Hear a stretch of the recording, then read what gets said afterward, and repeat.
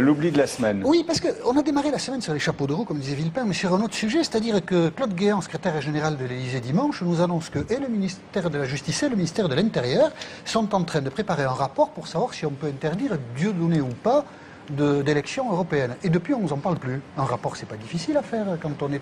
Vous avez des nouvelles, vous, de cette question? Quand on regardait la petite semaine tout à l'heure, je me disais que le seul qui était pas drôle, c'était l'humoriste.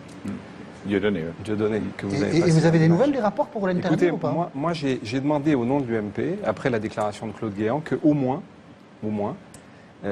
même si on ne peut pas interdire les listes, et là pour le coup, j'ai pas de nouvelles. Vous n'avez pas de nouvelles? Mais j'ai demandé qu'au moins, si sur les professions de foi ou les bulletins, il y avait des références antisémites, ces bulletins et ces professions de foi soient interdits.